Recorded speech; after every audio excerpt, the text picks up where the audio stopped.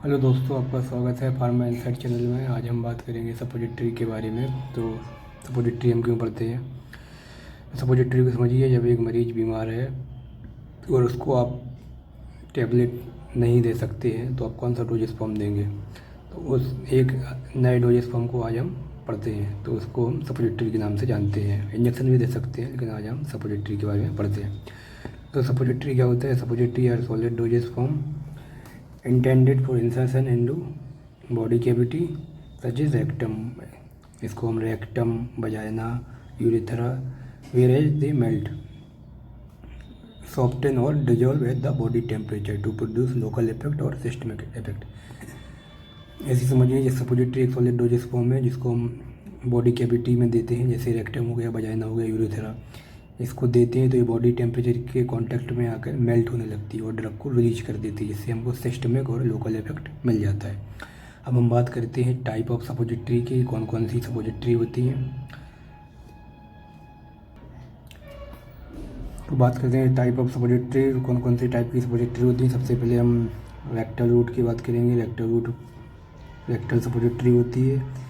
इसको अडल्ट में 2 ग्राम देते हैं और चिल्ड्रन में 1 ग्राम देते हैं। इसका शेप कैसा होता है। इसका शेप टॉर्पेडो शेप और बुलेट शेप होता है। वजाइनल सपोजिटरी क्या होती हैं। वजाइनल सपोजिटरी पेसरी नाम के से जानी जाती हैं और ये 3 से 5 ग्राम की होती है। 3 से 5 ग्राम दिया जाता है। ये ग्लोबुलर शेप और ओवी फॉर्म शेप में होती है। इसके बाद बात करते हैं यूरिथ्रल सपोजिटरी। इसको मेल में 4 ग्राम दिया जाता है और फीमेल में 2 ग्राम दिया जाता है। ये पेंसिल शेप की होती है। एक होती है नेजल सपोजिटरी। नेजल सपोजिटरी आप नेजल रूट में देते हैं। यूरेथ्रल सपोजिटरी आप यूरेथ्रा में देते हैं। वजाइनल सपोजिटरी आप वजाइनल में देते हैं। इसको कितना देते हैं, 1 ग्राम देते हैं और ये सिलेंड्रिकल शेप में रहती है। ये टाइप ऑफ सपोजिटरी आपका बहुत ही इम्पोर्टेंट पार्ट है। ये जीपैट, फार्मासिस्ट और डीआई में भी पूछा जा सकता है। बहुत ही इंपॉर्टेंट पार्ट है। अब हम बात करते हैं इसकी एडवांटेज और डिसएडवांटेज की। एक ईयरकोन भी सपोजिटरी है, इसको ब्लेड शेप से भी जानते हैं। अब एडवांटेज डिसएडवांटेज के बारे में बात करते हैं। तो इस जो इस फॉर्म का क्या एडवांटेज है। सबसे पहले तो ये बाईपास करता है फर्स्ट पार्ट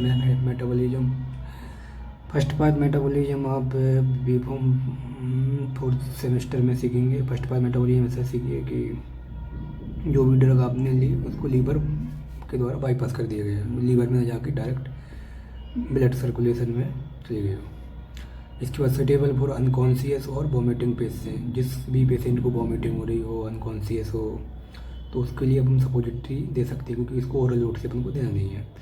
इसके बाद ये जब गैस्ट्रिक इरिटेशन को भी रिड्यूस करता है, क्योंकि इसको अपन ओरल रूट से नहीं दे रहे तो ये गैस्ट्रिक में जाएगा नहीं, तो इरिटेशन होने का चांस भी कम हो सकता है। इसके बाद कैन प्रोड्यूस लोकल और सिस्टमिक इफेक्ट। ये क्या है, अपन बॉडी कैविटी में दे रहे हैं तो इसका लोकल और सिस्टमिक इफेक्ट भी मिलेगा अपने को। इसके बाद बात करते हैं useful when oral administer not possible. ये अपन तब यूज कर सकते हैं जब हम किसी चीज़ को ओरल एडमिनिस्टर नहीं कर पाए। जैसे कुछ चिल्ड्रन होते हैं, एल्डरली पेशेंट होते हैं, तो वो ओरली ड्रग नहीं ले पाते हैं, क्योंकि बच्चों का सिस्टम डेवलप नहीं होता है और बूढ़ों का सिस्टम काम नहीं करता है। अब हम बात करते हैं डिसएडवांटेज की, कि ये सपोजिटरी का क्या डिसएडवांटेज। इसके एडवांटेज हैं तो कुछ डिसएडवांटेज भी होंगे। तो पेशेंट डिकम्फर्ट एंड एम्ब्रेसमेंट। इसका क्या मतलब, क्योंकि ये अपना बॉडी कैविटी में दी जाती है तो पेशेंट डिस्कम्फर्ट रहता है, एम्ब्रेसमेंट करता है, उसको शर्म आती है लेने में। ये भी इसका एक प्रॉब्लम है। डिफ़िकल्ट टू एडमिनिस्टर करेक्टली, क्योंकि ये अपन को बॉडी कैविटी में लिमिट कर लेना है तो करेक्ट डोजेस फॉर्म लें, इसका पॉसिबिलिटी चांस कम रहते हैं। Poor patient acceptance compare to oral doses form. Patient कम एक्सपेंस करते हैं ओरल डोजेस फॉर्म में। लीकेज और एक्सक्लूजन में कर, लीकेज का भी चांस है, एक्सक्लूजन का भी चांस है, क्योंकि मेल्ट हो जाता है। तो थैंक यू दोस्तों, आज हमने सपोजिटरी की definition, type of suppository, advantage disadvantage के बारे में बात की है। आगे हम इसकी सपोजिटरी बेस और इसके बारे में भी बात करेंगे। तो आप वीडियो देखते रहिए और चैनल को सब्सक्राइब करिए।